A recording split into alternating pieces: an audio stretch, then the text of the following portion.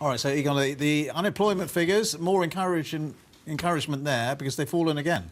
Well, that's right. They've fallen to about 4.3%, so by about 260,000 people over the course of the last quarter. The lowest it's been since 1975. But, sorry to rain on your parade, there is always... Not my parade.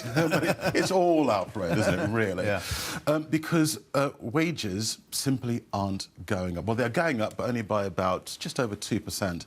And when you consider the fact that prices are going up by about 3%, you can see there's a real squeeze going on. Now, the big question is, why aren't wages going up? Well, let's see if Annie Quick has the answer. She's from the New Economics Foundation. Annie, thanks for joining us. Why aren't wages going up? So many reasons. I mean, the first thing to say is that there's nothing inevitable about the incredibly low wages that we have here in the UK. So at the moment, half of the people who are living in poverty in the UK at the moment are living in households with somebody working. That's not the case across the board. So there's a number of policy decisions that have been made that have exacerbated the situation. So if we look at the assault on trade unions and the clamping down of the ability for workers to organise in the workplace, to increase their wages, that's an important cause.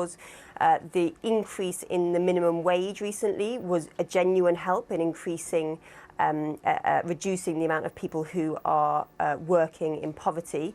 But that could be going much further. We know from research that even the current increased national minimum wage still is not enough to live on.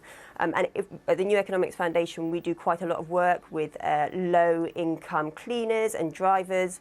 And they know that in many ways, having a job that's really bad, that's insecure, that doesn't pay enough, can be worse for well-being than not having a job at all. Sorry to jump in, but isn't one of the big issues really the lack of productivity? I don't accept that productivity is the whole issue, no. So we are still one of the very richest countries in the world.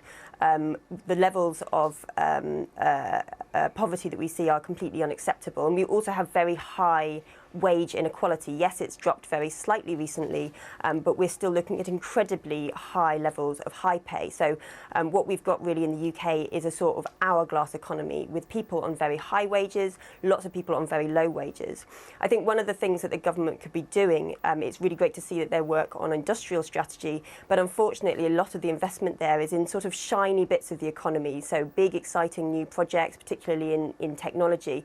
That's fine for increasing more high-wage jobs, but actually we need investment in the everyday economy, so aspects such as social care that most people are living and working in every day.